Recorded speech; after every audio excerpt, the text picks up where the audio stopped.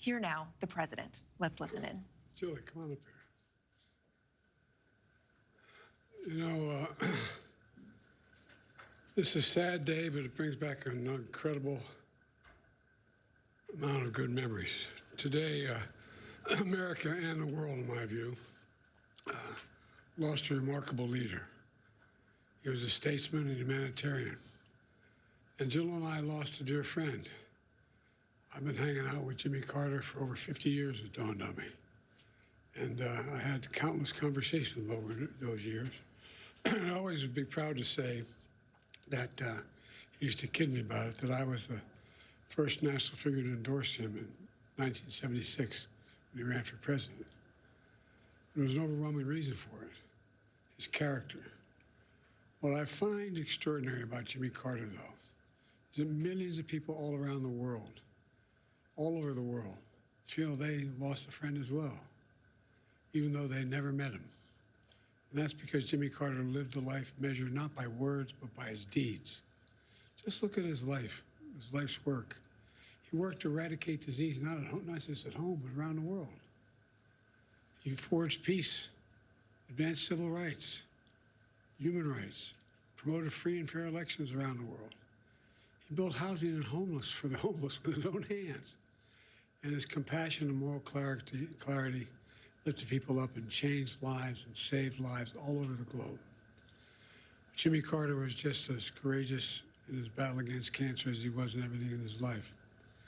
Cancer was a common bond between our two families, as with many other families.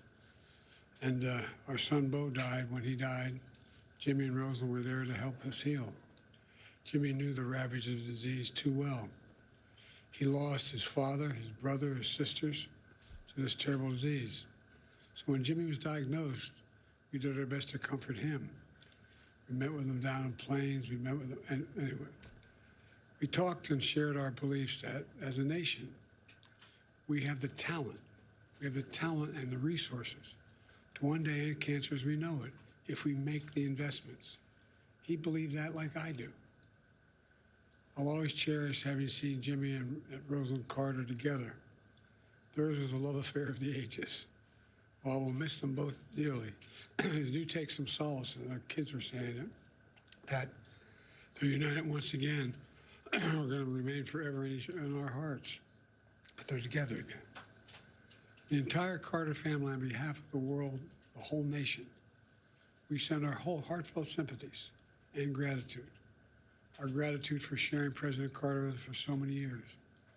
You know, Jimmy Carter stands as a model of what it means to live a life of meaning and purpose, a life of principle, faith, and humility. His life dedicated to others. You know, he was like my dad. He thought that, he said, Joey, a job's about a lot more than a paycheck. It's about dignity, your dignity. About being able to look your kid in the eye and say, honey, everything's going to be okay. He believed, as I do, and many as you do, that that's absolutely possible. It's within our grasp to do that. It's not that hard. In his life, he served the nation in the Navy. He led the state of Georgia. He became president and a beloved statesman all over the world.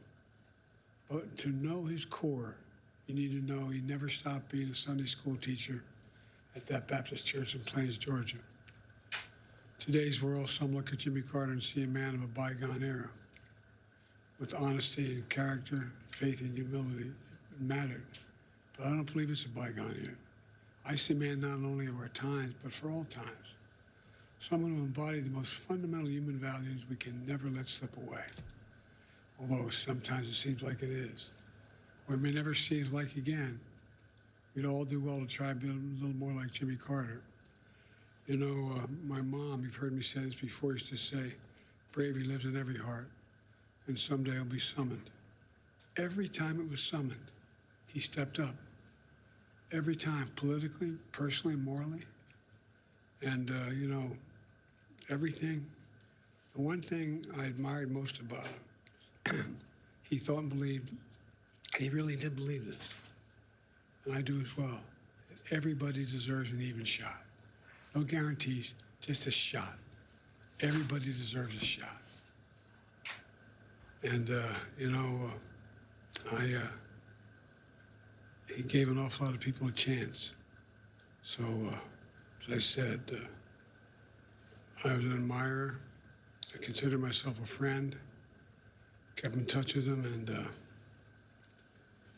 his son was going to tell you a story his son told me, but that'd be inappropriate. Maybe he'll tell you, but I think he's happy. I think he's happy with Roseland. So. Mr. President, as you think about your post-presidency, is there anything about Jimmy Carter's time after leaving office that inspires you for the years ahead? Yeah, never give up hope. Never give up hope. I mean it from the bottom of my heart. So much negativism out there. I know you're tired of hearing me say it over the last 4 years. But folks, there's nothing beyond our capacity. Nothing beyond our capacity. If we do it together, and I mean it. I mean it. And he believed it. Sir, what is your fondest memory of Jimmy Carter?